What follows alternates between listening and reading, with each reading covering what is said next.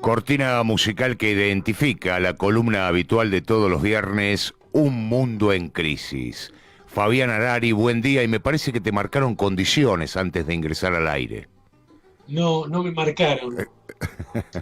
Por ejemplo, No, no sé, me contó la producción que había algún impedimento o algún indicio de impedimento para que salgas al aire por la extensión de tu cabello, el color de tu casaca o de tu sí, camisa sí, o remera, me no sé. hicieron algunos señalamientos estéticos, sí, Ajá, señor. bien, bueno, esperemos que para la próxima o el próximo viernes, mejor dicho, pueda solucionar estos Sí, inconvenientes. sí, sí, sí, pero yo ya le dije al responsable, milagros no hay. Solo Sala. Claro. Bueno, Fabián, Estados Unidos después de Trump, ¿de eso trata la columna de hoy? Sí, sí, es muy interesante. Le puse el título, aparece como El redoble de los tambores, muy recomendable película de John Ford, ¿no? Un Ujú. clásico del cine norteamericano. Pero acá viene porque justamente lo que uno está observando es, por lo menos discursivamente, un rearme de Estados Unidos y la aparición de otro caudillo. Después del caudillo Trump aparece el caudillo Biden. No sabemos si le va a dar para tanto, pero en principio aparece en un discurso muy patotero, que es digno de análisis, ¿no? Es el discurso de ayer. Y es interesante porque, bueno, Estados Unidos digamos, viene atravesando una crisis económica muy importante, eh, que la pandemia acentúa. Por poner un ejemplo mínimo, eh, la ciudad de Nueva York perdió eh, por la falta de turismo en torno a las restricciones, 60.000 millones de dólares, digamos, desde el inicio de la pandemia hasta ahora. Recordemos que la industria del turismo en Estados Unidos es una de las más grandes del mundo. Estoy simplemente tomando la industria del turismo, que no debe ser la industria, digamos, la industria clave de Estados Unidos, simplemente algo tan secundario como la industria del turismo, y en Nueva York perdió esa cantidad de dinero. Efectivamente, hubo una caída en general en Estados Unidos alrededor del 5% de la economía el año pasado. Entonces hay una crisis económica que ya viene arrastrando a Estados Unidos, nunca terminó de recuperarse de la crisis del 2008 y en el 2018 tuvo otra caída. Una crisis sanitaria, bueno, básicamente, eh, digamos, disparada, no solamente por lo que ya conocemos de la pandemia, sino también la estrategia Trump, que era la estrategia Bolsonaro, de decir, bueno, acá no pasa nada, todo el mundo sale a trabajar, acá yo no voy a restringir nada. Bueno, eso agravó una crisis sanitaria y en realidad parte de eso es lo que le hizo perder las elecciones, ¿no? Eh,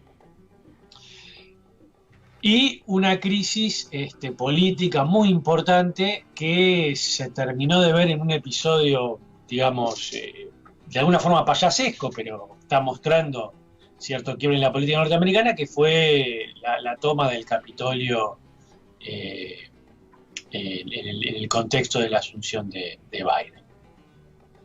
En ese contexto asume este presidente que es un presidente carne de la política norteamericana. Biden entra en la política en 1972 como senador de Delaware y no va a abandonar el Senado hasta el 2008, o sea, 36 años de senador norteamericano, luego vicepresidente, es decir, estar al frente del Senado. Por eso, cuando dio el discurso ayer, dijo, es bueno estar de vuelta, esta es como mi casa, dijo básicamente. Claro, Ajá. el Senado ya es la casa de Biden, que es diferente a Trump. Trump era una especie de advenedizo, Trump es un miembro de una burguesía, digamos, eh, muy piojosa, por decirlo así. Es una burguesía que vive de la obra, que vivía de la obra pública, una burguesía más inmobiliaria, parecido con cualquier parecido con Cristina Kirchner es pura coincidencia, pero digamos, no era un elemento de la política, ¿no? En cambio, Biden sí. Y extrañamente a todo esto, Biden, digamos, por lo menos en el discurso aparece como dejando atrás todo un elemento discursivo que venía desarrollándose desde Reagan hasta acá, ¿no? Por lo menos en el discurso aparecía esta idea de el famoso discurso de Reagan en 1980, donde él decía el Estado no es la solución, el Estado es el problema, y aparecía toda esa cuestión donde había un discurso liberal, no necesariamente respaldado en los hechos, es otra discusión y en algún momento por ahí lo podemos trabajar, es la idea de que en realidad a partir de fines de los 70 la ayuda social sube en términos de porcentaje del presupuesto y otros gastos bajan, con lo cual esta idea digamos, en Estados Unidos ultraliberal es discutible, pero digamos que por lo menos en el discurso eso aparecía. El discurso de Biden es un discurso netamente keynesiano, que tiene algunos elementos en donde uno puede empezar a rastrear una estrategia política de salida de la crisis, o más que de salida, de intentos de salida de la crisis. ¿Cuál es el plan de Estados Unidos para salir de la crisis? Y cómo se plantea frente a la política internacional, que es algo que a nosotros nos importa demasiado. Recordemos que ahora China dejó digamos, de proveer vacunas y desesperadamente Alberto Fernández va a pedir la escupidera en Estados Unidos. Esto tiene cierto antecedente, lo habíamos trabajado en la columna anterior, incluso en la otra, esta idea de, bueno, han venido funcionarios norteamericanos, ha habido reuniones con el ya renombrado secretario de Estado norteamericano Anthony Blinken, que ha tenido reuniones con funcionarios argentinos, y que esta idea de, digamos, recalcular hacia Estados Unidos, digamos, tiene como correlato la idea de volver a negociar con Pfizer. Bueno, lo que está mostrando, digamos, el desastre de del manejo de la vacunación y la pandemia que tiene este gobierno, el gobierno argentino, pero dejemos eso porque estamos ahora en Estados Unidos. Pero lo que digo es muy importante esto porque marca el escenario mundial. Trump tenía una estrategia minimalista, es una estrategia más aislacionista, que fue histórica en Estados Unidos, por lo menos hasta Roosevelt y Wilson hasta cierto punto. Es decir, una política en la cual Estados Unidos no se metía en lo que pasaba en Europa. Pero en realidad esa política, que digamos fue histórica por lo menos hasta la Segunda Guerra Mundial, tenía que ver con que Estados Unidos no estaba o estaba buscando más bien un predominio económico sin cuajar todavía eso en un liderazgo mundial más establecido, que eso va a venir después de la Segunda Guerra Mundial. Trump, digamos, tenía esa política y por lo tanto se fue retirando de diversos lugares, es decir, se retiró de la Organización Mundial de la Salud, se retiró del Acuerdo de París, se retiró del Tratado del Pacífico, que tuvo una consecuencia muy importante para Estados Unidos, iba retirándose paulatinamente de la OTAN, de ahí viene incluso el estímulo al Brexit, quería sacar las tropas ya de Alemania, lo cual era una retirada incluso de Europa, es decir, se retiró de los acuerdos nucleares con Irán, es decir, se fue retirando y se iba retirando de todos los lugares donde Estados Unidos tenía cierta estrategia, incluso se retiró del llamado del grupo de los cuatro, que eran cuatro, digamos, las cuatro potencias, fuera sin China, que digamos tenían como un bloque en la ONU. Estados Unidos se retiró, es decir, la idea de Trump era enfocarse simplemente en los Estados Unidos. No es cierto que fuera otra vez una especie de neoliberal. Trump destinó el 10% del PBI norteamericano a ayudar a pequeñas empresas,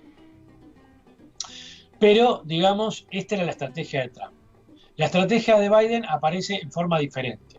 Es una estrategia de una mayor agresividad en términos internacionales, tratando de recuperar posiciones que perdió. Perdió con Trump, pero también venía perdiendo con Obama. Por ejemplo, una de las posiciones que más perdió es el tema del Pacífico. Recordemos que el Tratado Transpacífico, que fue liderado por Obama, fue roto por Trump, y entonces eso dio lugar, el retiro de Estados Unidos, a la conformación de lo que, digamos, es la Asociación Económica Integral Regional, en la sigla en inglés es RCEP, y es el tratado de comercio más importante hoy del planeta, porque representa el 30% de la economía y de la población mundial. Son 2.200 millones de consumidores, un tratado que se hace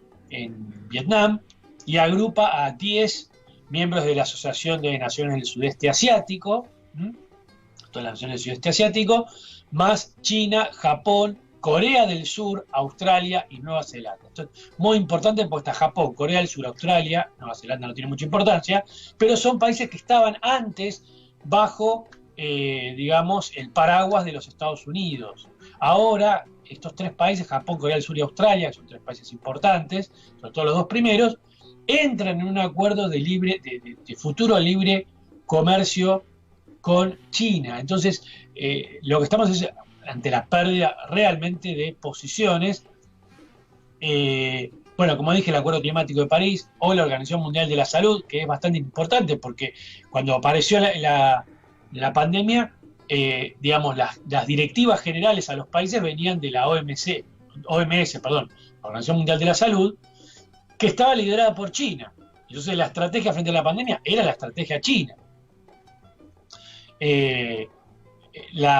Lo que plantea Biden es volver a todos esos lugares donde Estados Unidos dejó y obviamente tratar de contrarrestar ese acuerdo, el RCEP, tratar de contrarrestarlo volviendo a trabajar con esas, sobre todo con los países más importantes de ese acuerdo. Ya el 20 de mayo está agendada una reunión entre Biden y el presidente de Corea del Sur para tratar estas cosas.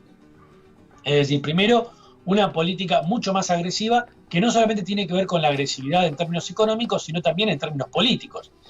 Digamos, sistemáticamente el discurso del gobierno norteamericano es muy incisivo con China.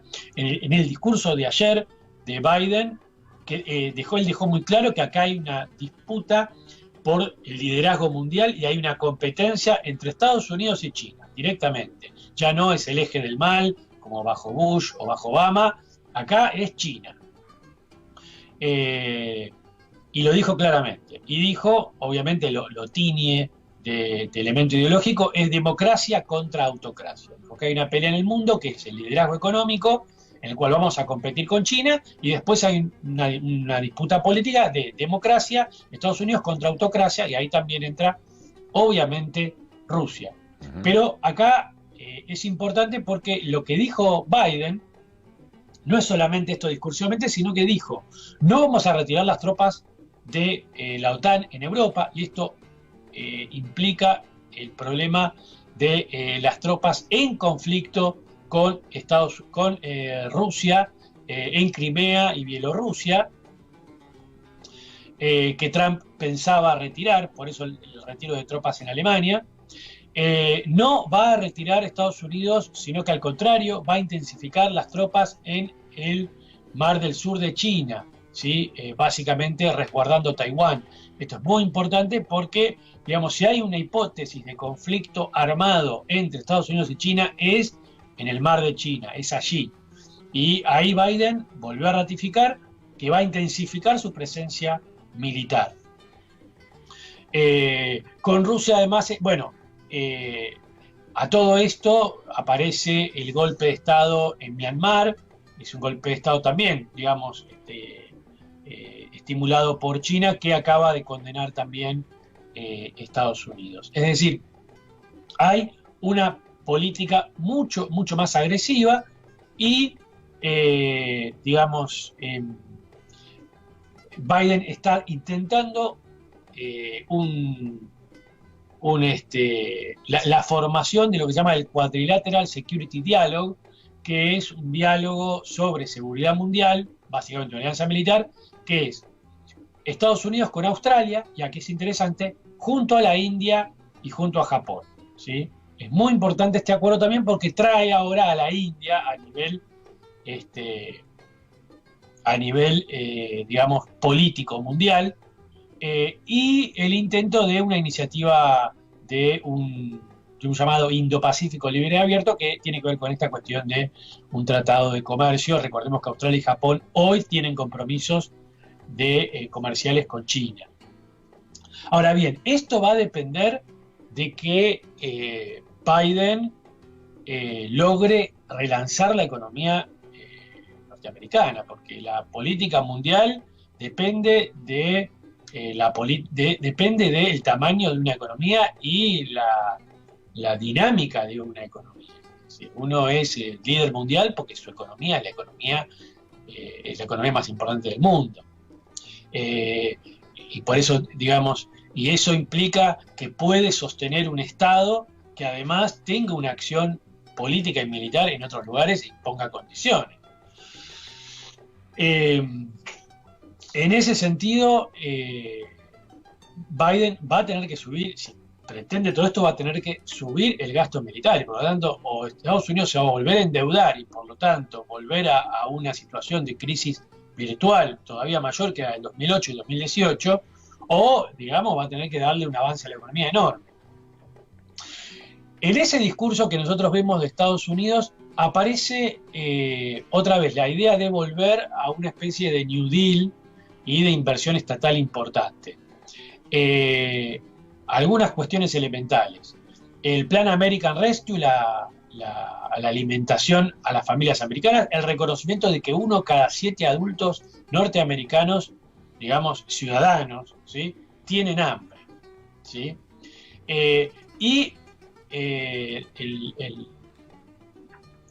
Digamos, bueno, hay algunos planes importantes, la asignación por hijo, no universal, pero asignación por hijo. Empieza a aparecer algo que acá conocemos bastante bien, una asignación de $3.000 para menores de 6 años y 3.600 para mayores de 6 años, que abarca 6 millones de chicos.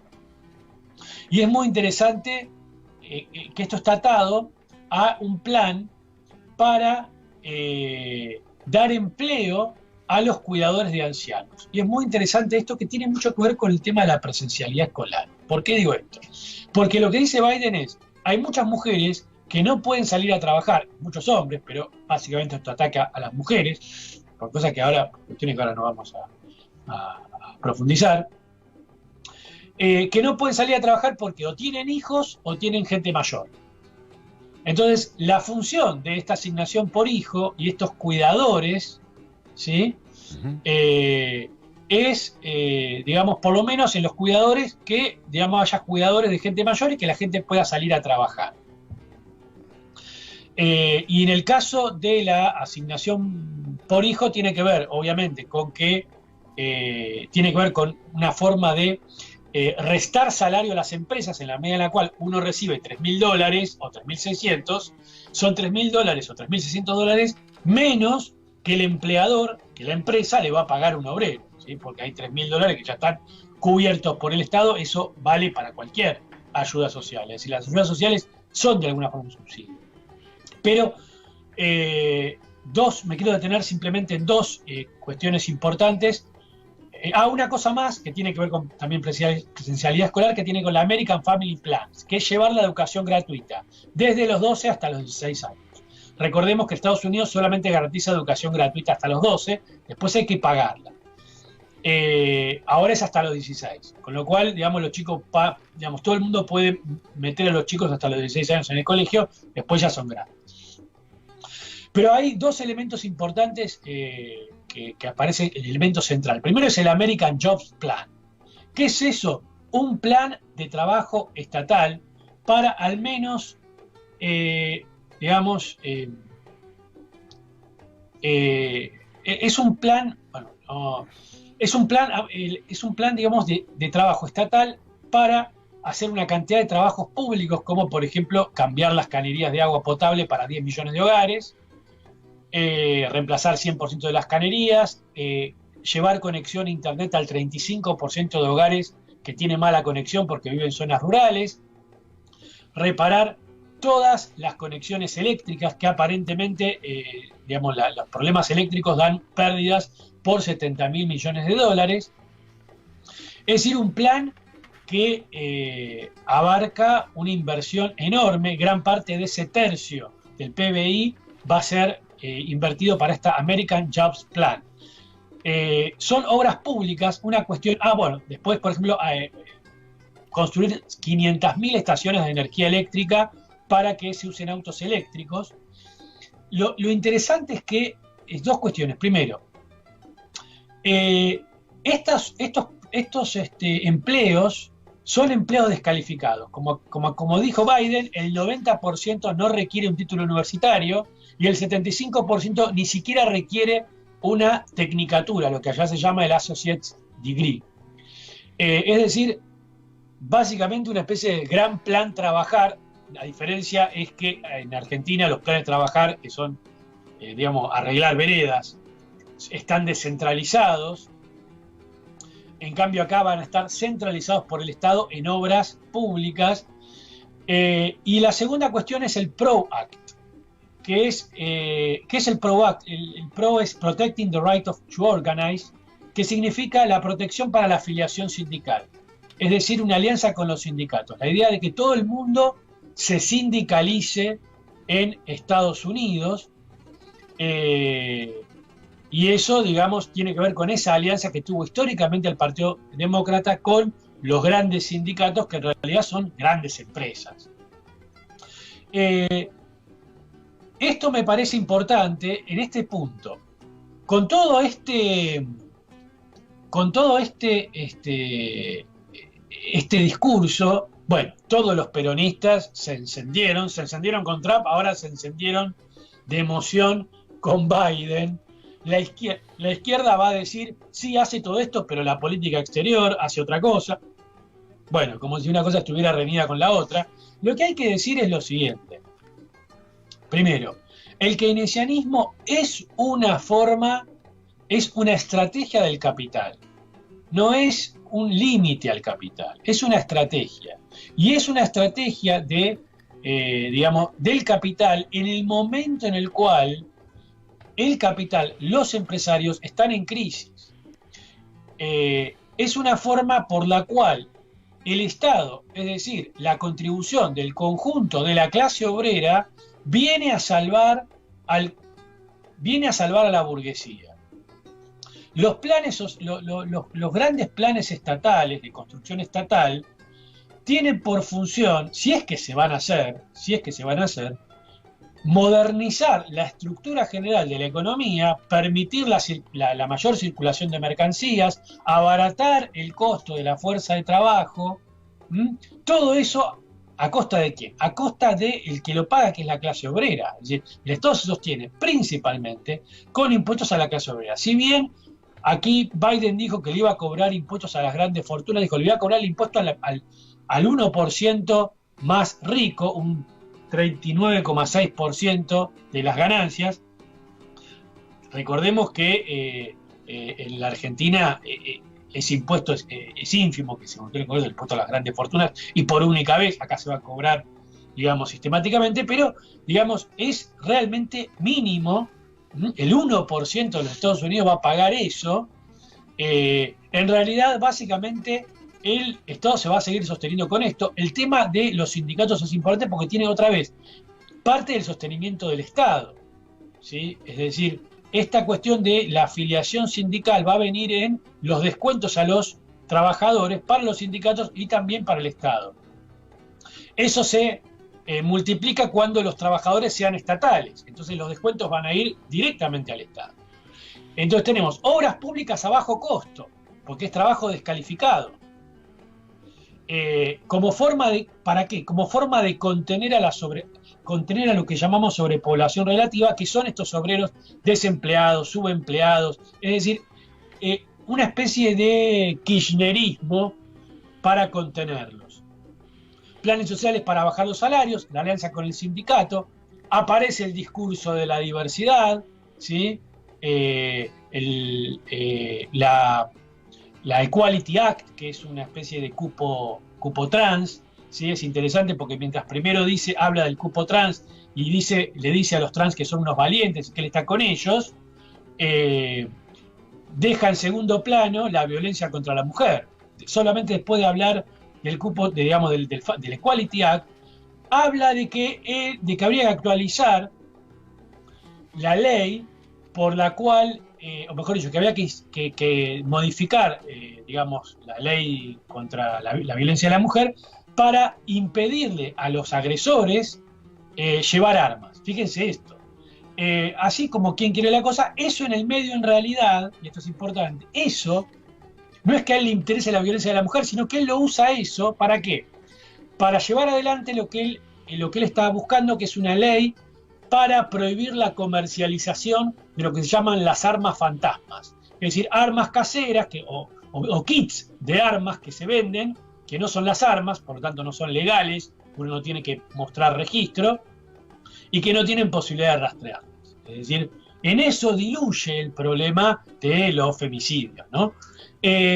Bueno, en definitiva, estamos ante una gran promesa de la burguesía norteamericana, una amenaza a la burguesía norteamericana de vamos a volver. Pero no solamente vamos a volver, como decía Biden dice, la cuestión no es volver, sino quedarse. Esa es la promesa. La pregunta es, ¿todo esto va a ser posible? 1. 2. ¿Qué nos espera en términos de enfrentamiento mundial? Porque si esto se cumple y estas amenazas se llevan adelante, vamos a tener un escenario mundial muy, pero muy convulsionado.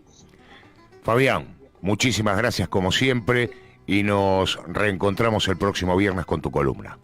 Un abrazo, Gustavo. Fabián Harari, Un Mundo en Crisis.